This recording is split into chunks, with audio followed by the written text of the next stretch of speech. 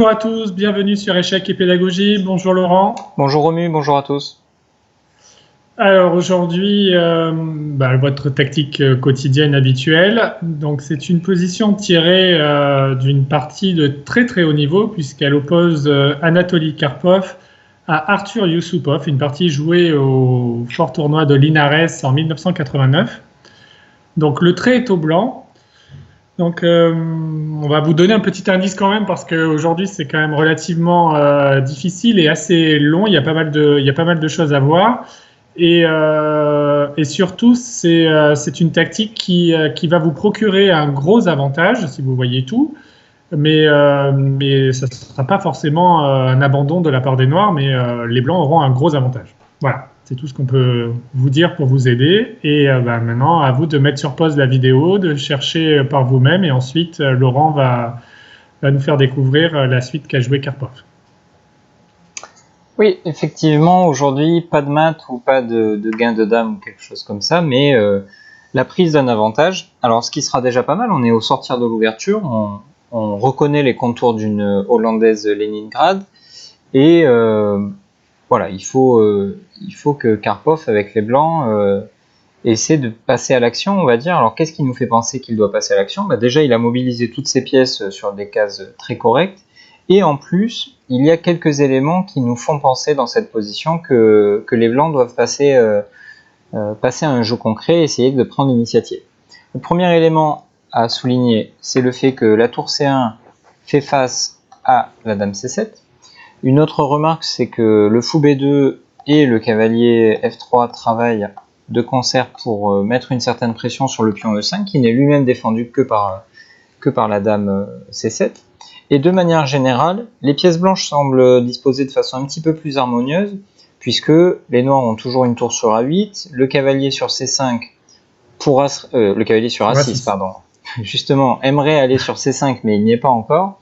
La tour A8 ne s'est pas encore développée, n'a pas encore été développée, je l'ai dit. Et le fou D7 semble assez passif, il est gêné par le pion F5, alors comme souvent dans les hollandaises notamment. Il est notamment gêné par le pion F5, mais aussi il est situé sur une colonne ouverte, c'est-à-dire que peut-être qu'il pourrait s'avérer en danger un petit peu plus tard. Du point de vue des rois, pas grand-chose à dire au niveau de celui des blancs, on est assez bien sécurisé.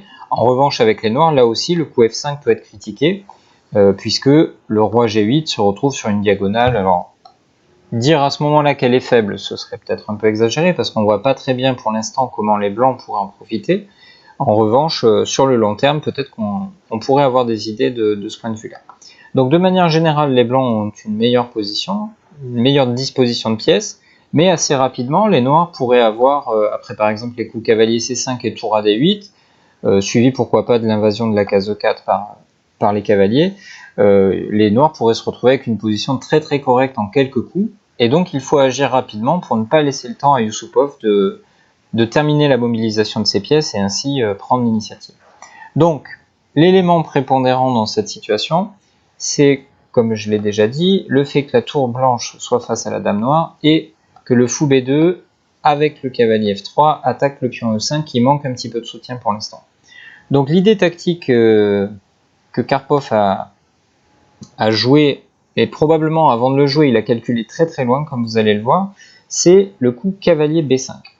Alors Romu, c'est une stratégie, une tactique plutôt, que l'on retrouve assez souvent, par exemple dans les hérissons ou dans certaines siciliennes. Oui, de toute façon, tu l'as dit, le premier élément qui laisse penser qu'une tactique puisse exister ici, c'est le vis-à-vis entre la tour C1 et la dame C7. Donc c'est un thème que l'on peut retrouver dans les siciliennes ou dans le hérisson, effectivement, où le cavalier atterrit soit sur la case B5, soit sur la case D5, de façon à dégager l'action de la tour C1 et frapper la dame qui est sur cette colonne. Donc là, après cavalier B5, Yusupov n'a pas vraiment beaucoup de choix à sa disposition. Il doit être obligé d'accepter le cavalier, parce que s'il bouge la dame, alors on peut imaginer dame B6 qui est le coup normal, après fou prend E5, Il n'a pas, là, pour le coup, il a vraiment plus d'autre choix que d'accepter le cavalier, et ça transposerait dans la ligne principale qui a été jouée dans la partie, à savoir pion prend B5. Donc, je pense qu'il est clair et net que les Noirs doivent donc accepter ce cavalier, et c'est ce qu'a joué bien évidemment Arthur Yusupov. Ouais. Ce qu'on peut dire aussi, c'est que dans ce genre de cas de figure, de toute façon, si les Noirs n'acceptent pas le cavalier, il y a fort à parier que le cavalier va atterrir un jour sur D6, et ce sera plutôt une pieuvre qu'un cavalier d'ailleurs à cet endroit-là. Avec des longues tentacules, il va énormément embêter l'adversaire, donc de toute façon, on voit difficilement comment refuser ce pseudo-sacrifice. Donc après, pion prend B5, évidemment, l'idée des blancs, c'est de faire pion prend B5, on attaque la dame comme prévu, et par la même occasion, avec notre pion, on attaque le cavalier. C'est-à-dire qu'on espère récupérer le matériel investi, et si possible, avec quelques plus-values, notamment au niveau du pion E5, dont on comprend bien que désormais, il est attaqué 2 fois. Donc il y a énormément de choses à surveiller à défendre avec les noirs, la dame, le cavalier et le pion E5, ça fait beaucoup pour un seul joueur. Donc Romus, si Yusupov avait enlevé la dame, Karpov aurait tout simplement récupéré son matériel. Oui, on va prendre le cavalier, bien évidemment, et donc là, ça commence à craquer de toutes parts avec les noirs, puisque il y a le pion E5 qui est en l'air, il faut faire quelque chose avec le pion en A6 qui est aussi un peu embêtant, puisqu'il y a une pression sur le pion B7 exercée par ce pion, conjuguée avec l'action du fou G2. Donc là, on pourrait imaginer un coup comme fou C6, parce que ce fou aussi, tu l'as dit au début en préambule, il est dans le viseur de la dame D2, donc il ne faudrait pas qu'il soit aussi en l'air. Donc fou C6 pour amoindrir l'action des blancs sur la grande diagonale H1 A8. Et là, simplement, cavalier prend E5 a l'air d'être relativement efficace et donne un bon avantage, un gros avantage aux blancs. Alors bien sûr, la partie n'est pas terminée, mais le cavalier est parfaitement placé au centre. On va certainement en menace d'éliminer le fou de case blanche, et ensuite les cases blanches sont extrêmement affaiblies dans le camp des blancs. Le roi aussi, par la poussée F5 comme tu l'as déjà souligné. Bon bref, c'est un gros avantage, sans compter que matériellement, les blancs ont si je sais compter, ici 2 pions de plus. Donc c'est quand même... même si on se doute que les noirs vont en récupérer un, mais voilà, il y a plusieurs défauts dans la position des noirs qui font que de toute façon, ici, les blancs ont pris un ascendant assez sérieux. Donc Yusupov a joué le coup le plus résistant et le plus naturel, surtout, c'est-à-dire que puisqu'il a 2 pièces attaquer simultanément, il va en utiliser une pour sauver l'autre, et pour cela, il joue cavalier C5, donc à ce moment-là, Karpov a une pièce de moins, évidemment. Oui, on a une pièce de moins, donc il faut penser à récupérer quand même du matériel, parce que quand on sacrifie, il faut soit avoir quelque chose en échange. On peut penser, par exemple, quand on sacrifie une pièce pour attaquer le roi qui est affaibli, alors ok, on n'essaye pas forcément de récupérer le matériel, mais plutôt de continuer notre attaque. Mais ici, c'est pas vraiment le cas. Ou quand on sacrifie, c'est aussi pour récupérer le matériel avec avantage, ce qui va être le cas ici. Et donc, après cavalier C5, les blancs doivent penser à récupérer le matériel, mais il faut s'appliquer. Alors bien sûr, on voit le vis-à-vis entre la tour C1 et la dame C7, on a déjà parlé, donc le clouage du cavalier en C5. Et c'est pour ça que le premier coup qui vient à l'esprit, qui n'est pas le bon coup, qui n'est en tout cas pas le coup qui a été joué par Anatoly Karpov, c'est le coup B4, qui en apparence récupère la pièce. Alors ça la récupère évidemment, mais pas forcément avec avantage, en tout cas pas avantage pour les blancs, puisque les noirs ici prendraient en B4, de façon déjà à ouvrir la colonne A pour la tour, comme ça cette tour est développée ou en tout cas activée sans avoir bougé. Et là, il faut anticiper le coup, la contre-attaque basée sur le coup cavalier F E4, pardon, il ne prend rien du tout, il va directement en E4. Donc on attaque la dame, on ouvre on augmente l'action du fou G7 qui maintenant du coup défend le pion E5, donc le pion E5 n'est plus un problème pour les noirs.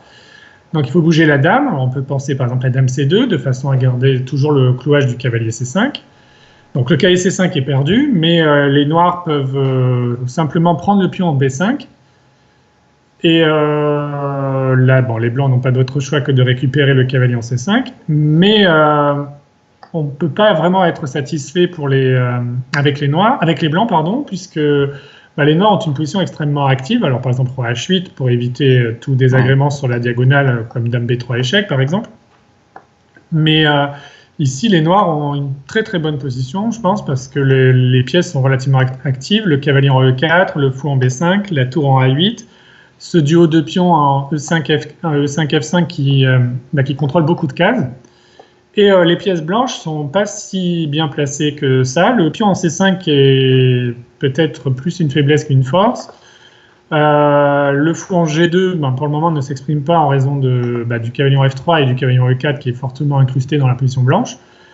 Et on voit pas trop d'idées intéressantes pour les blancs. Et les noirs, en tout cas, ont un jeu extrêmement facile et agréable. Donc, évidemment que Karpov n'a pas choisi cette suite parce que il a jugé qu'elle n'était absolument pas satisfaisante et il a trouvé beaucoup plus fort.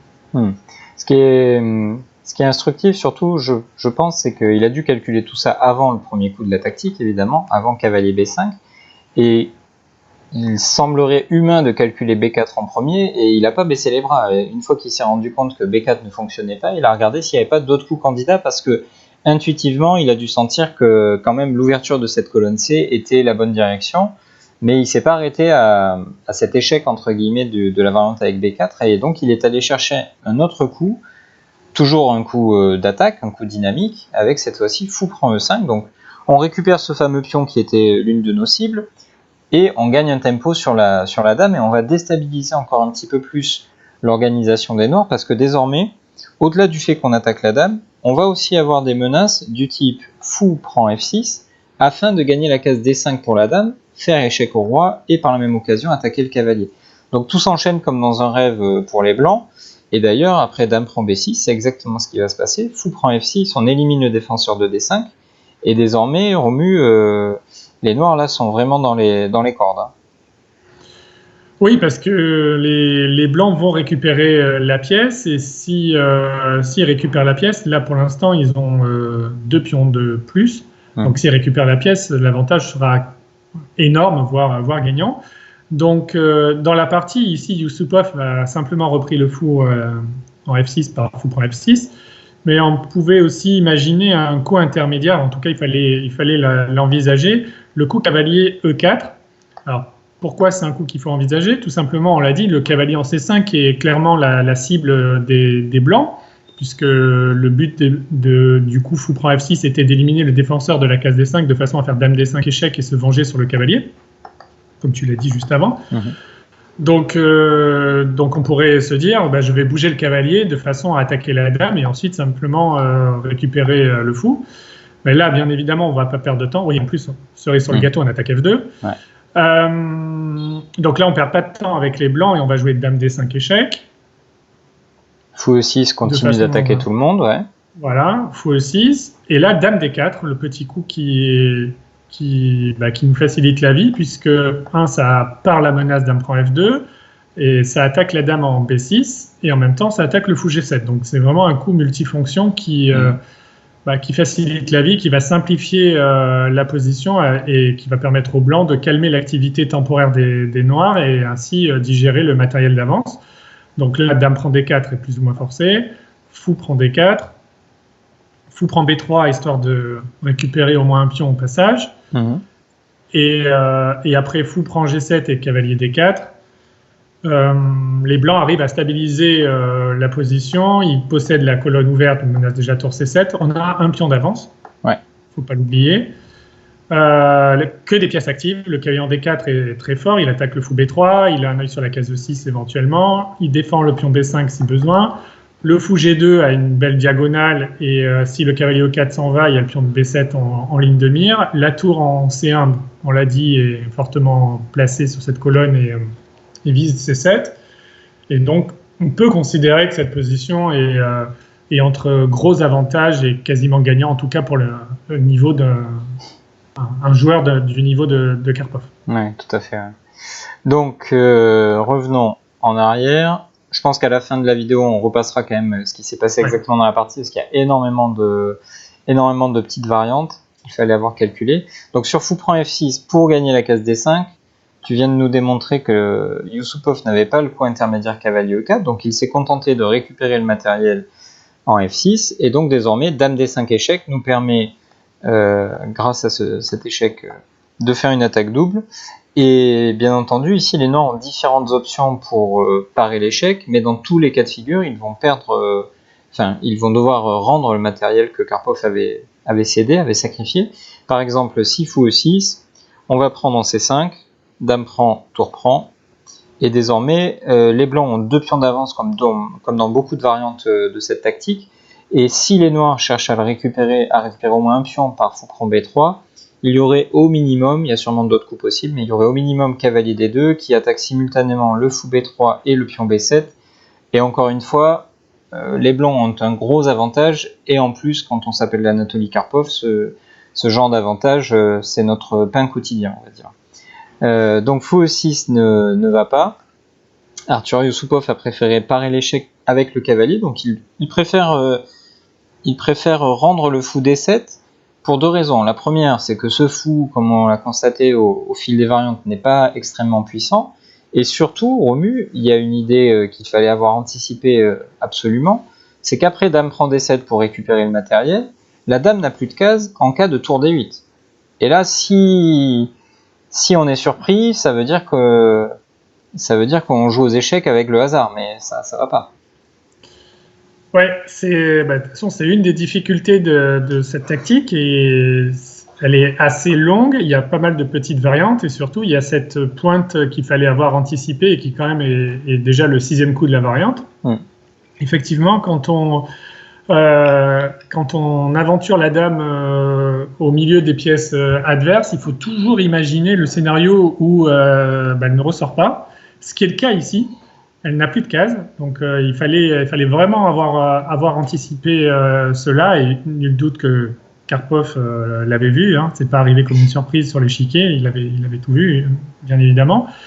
Et donc là, il faut trouver comment ne pas perdre de matériel et extirper cette Dame de cette case en D7. Donc on voit que la Dame n'a pas de case, elle ne peut pas bouger.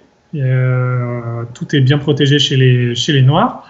Donc toujours pareil, quand on fait face à une attaque de l'adversaire, on doit toujours chercher la manière la plus active de se défendre. Et donc quand votre pièce est attaquée, le moyen le plus actif de répondre à cette attaque n'est pas de bouger la pièce attaquée, mais de contre-attaquer en faisant une menace au moins aussi forte.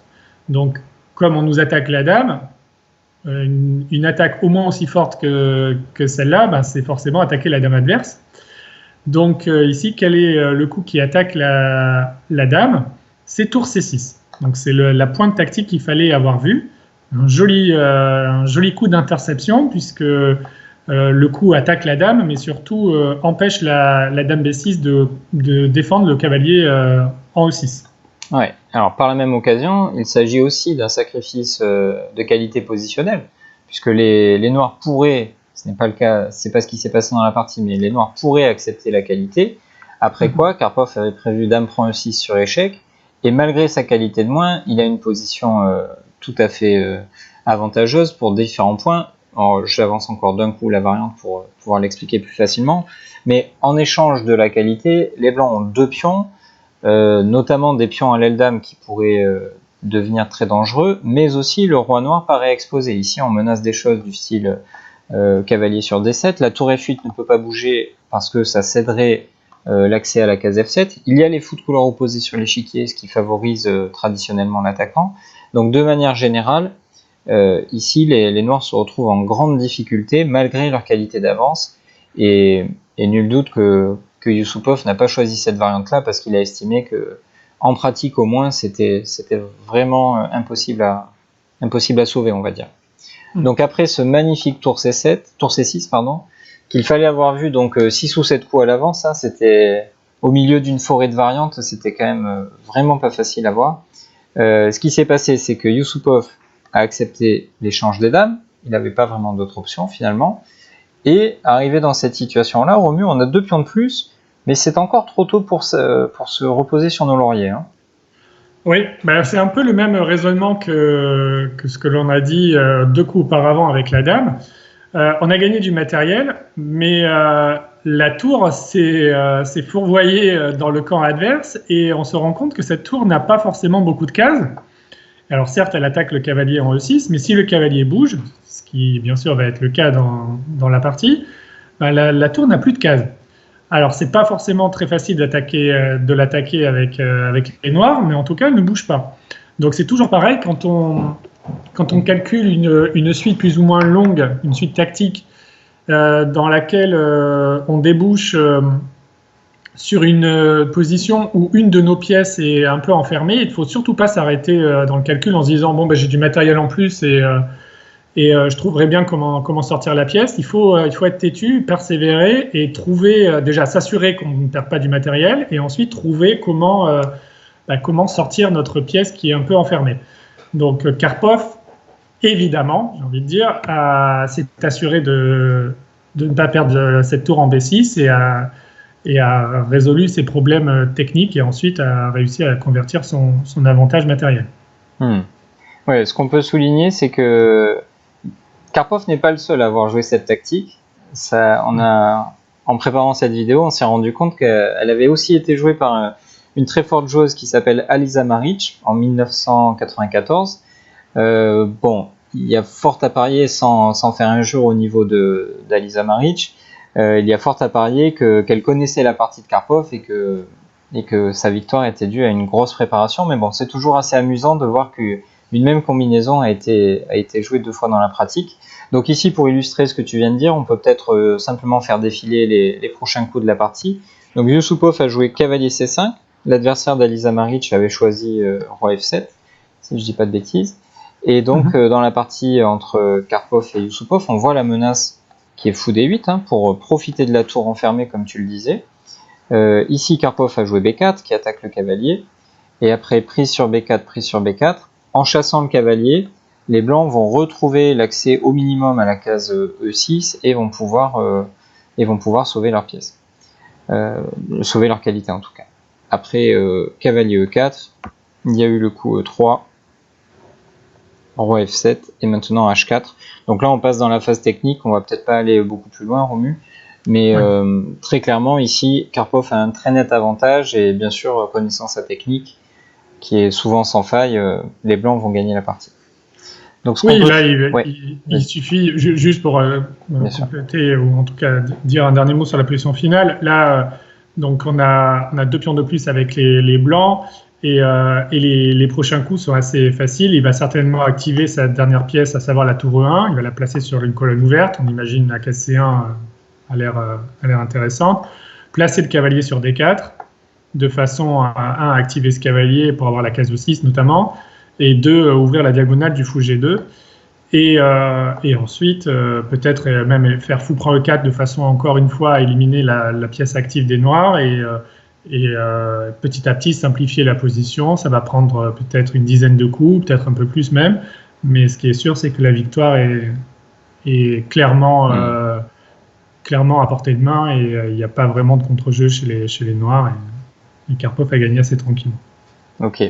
Comme on en a l'habitude pour les études, peut-être qu'on va revoir simplement, sans regarder les variantes annexes, ce qui s'est passé, pour que les gens puissent avoir une idée peut-être un peu plus claire. Donc Karpov a joué cavalier B5 pour ouvrir la colonne C, mais aussi ouvrir la diagonale du fou B2. Et après pion prend B5 et cavalier C5, il ne fallait pas chercher à récupérer sa pièce par B4, parce que les noirs avaient des ressources liées au coup cavalier F, E4 notamment, mais il fallait voir que fou prend E5, en plus de gagner un tempo sur la dame, permettait également d'avoir fou prend F6, afin de donner un échec décisif finalement sur D5, pour récupérer le matériel avec donc 2 pions de plus. Mais ça ne s'arrêtait pas là, parce qu'il fallait avoir vu qu'après cavalier E6, dame prend D7, récupère la pièce, les noirs avaient tour D8 qui enferme notre dame, mais nouvelle pointe pour les blancs, tour C6 qui a un effet décisif comme on l'a dit, et donc après tour prend D7, tour prend B6, il fallait encore une fois vérifier un petit truc qui est d'être sûr et certain que la tour ne se fera pas enfermer, et donc c'est le cas puisqu'après cavalier C5 on a B4 qui va nous rendre à la case E6 et qui qui laisse les blancs avec un énorme avantage. Ouais. Oui, juste ici, bien sûr, fou D8 n'est pas possible, on l'a pas dit, mais je pense que ça n'a pas échappé à nos followers, parce que sur fou D8, on prendrait simplement le cavalier, et après fou prend tour, on reprendrait, on aurait 2 pièces pour la tour, et donc là, l'avantage matériel, il est plus qu'écrasant, puisqu'on a 2 pièces et 2 pions pour la tour. Ouais, exactement. Merci Laurent pour toutes ces explications. Donc, on a bien conscience que c'était assez long et pas forcément trivial, mais c'est aussi intéressant de travailler sur des positions qui sont un peu plus compliquées et de façon forcément à développer l'imagination et à pousser un peu le calcul un peu plus loin dans les variantes et ne pas se satisfaire de trouver un ou deux idées tactiques. Parce que dans une partie, en pratique, c'est souvent ce qui arrive. C'est assez rare que la tactique fasse juste 2 ou 3 petits coups et l'adversaire abandonne en nous faisant un sourire et nous serrant la main. Souvent, il faut travailler dur pour gagner un point. Et donc, cette tactique en est la parfaite illustration. Donc, on espère qu'elle vous aura été utile, qu'elle vous aura plu. Si c'est le cas, n'hésitez pas à la liker, à la partager autour de vous. Abonnez-vous à la chaîne si ce n'est pas déjà fait. On vous donne rendez-vous dès demain pour une nouvelle vidéo. Au revoir. À bientôt.